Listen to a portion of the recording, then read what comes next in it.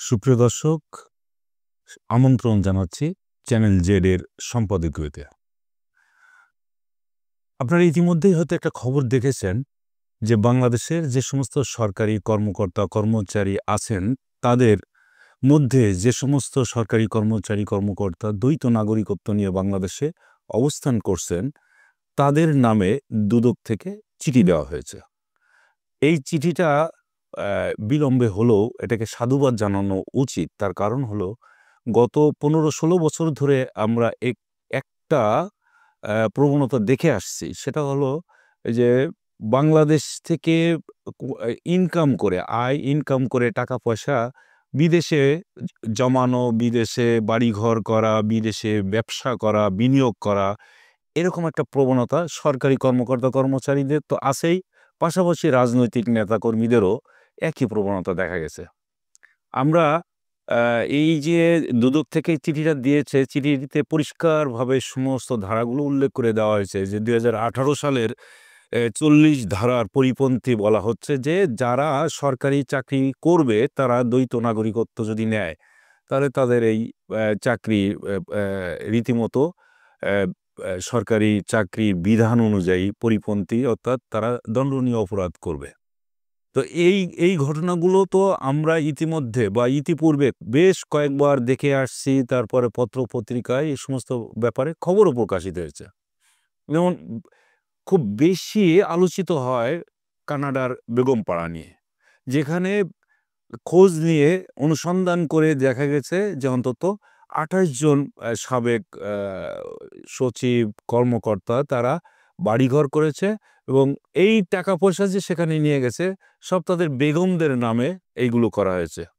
তো এইটা যেমন আছে, রাজনৈতিক নেতাকর্মীদেরও আছে। যেমন নাটোরের একজন এমপি আছেন, সাবেক এমপি ছিলেন আওয়ামী লীগের শফিকুল ইসলাম। তার স্ত্রীর নামে সেখানে বড় প্যালেস করা হয়েছে। তার নাম দেওয়া হয়েছে জান্নাতি প্যালেস।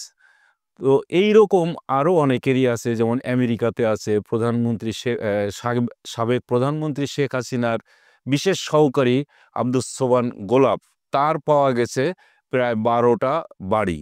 যে বাড়িগুলো সে বাংলাদেশ থেকে যত এখানে ইনকাম করা হোক বা চুরিচামারি লুটপাট করে বাংলাদেশের অর্থ সম্পদ লুটপাট করে এগুলো নিয়ে আমেরিকাতে বাড়ি করেছে সে, এবং এইটার উপরেই ভিত্তি করে তার এখন মানে আরও বিভিন্ন অপকর্মগুলো সে চালিয়ে যাচ্ছে।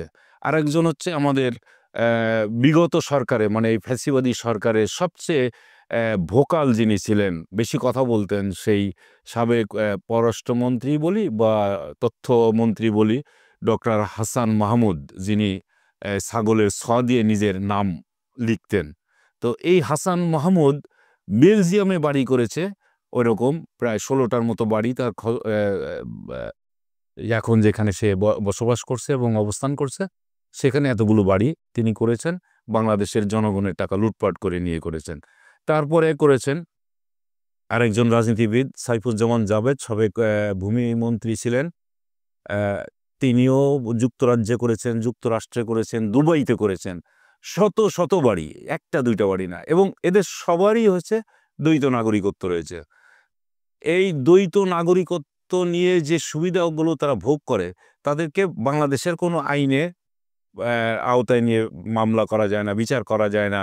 এগুলো করতে গেলে আবার অনেক কাঠখড় পোড়াতে হয়। এই জন্যে সবচেয়ে আলোচিত যে শেখ হাসিনার কোষাধ্যক্ষ বা তহবিল বলা চলে, সেই এস আলম ব্যবসায়ী, এস আলম বিতর্কিত এবং ব্যাংক লুটেরা বলা হয়, সেই এস আলমেরও কিন্তু দ্বৈত নাগরিকত্ব রয়েছে।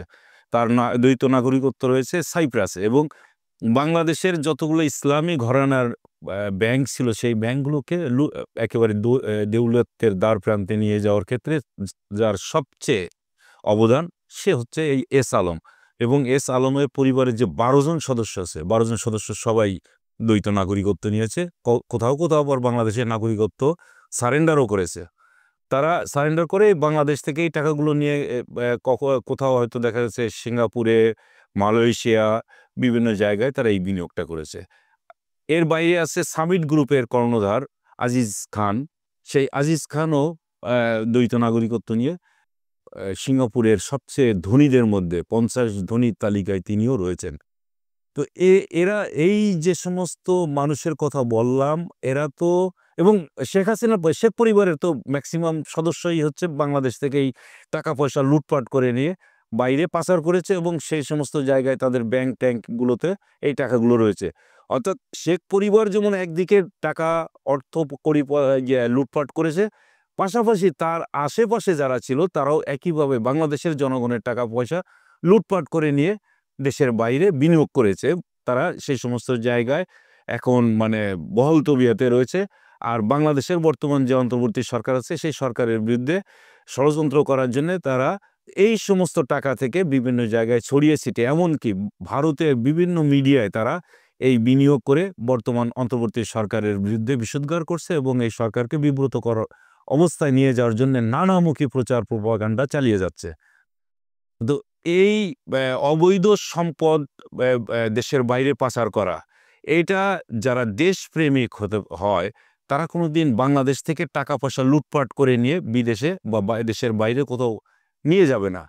এই একমাত্র শেখ পরিবার যারা বাংলাদেশের টাকা লুট করে নিয়ে দেশের বাইরে যায়। তো এদেরকে কোনোদিন দেশপ্রেমিক তো বলা যাবেই না। মুক্তিযুদ্ধের সপক্ষের তারা শক্তি বলে যে বয়ানটা তৈরি করেছিল সেটাও বলা যাবে না। তারা বাংলাদেশের শত্রু, দেশের শত্রু, জাতির শত্রু। এই শত্রুদেরকে অবশ্যই প্রতিহত করতে হবে। আজকে দুদক যে উদ্যোগটা নিয়েছে, এই উদ্যোগ যদি সঠিকভাবে বাস্তবায়িত হয় তাহলে এই দেশের শত্রুদেরকে দমন করা সহজ হয়ে যাবে এবং বাংলাদেশের জনগণের যে টাকা পয়সা বিভিন্ন সময় লুটপাট হয়ে বাইরে চলে গেছে এটাও একসময় থেমে যাবে বা দমন করা সম্ভব হবে বলে মানে আমরা অন্তত ধরে নিতে পারি। তো সেই আলোকেই আমরা আজকের মতো বলতে পারি যে দুদকের উদ্যোগকে স্বাগত জানানো বা সাধুবাদ জানানো আমাদের প্রত্যেকের কর্তব্য বলে আমরা মনে করি।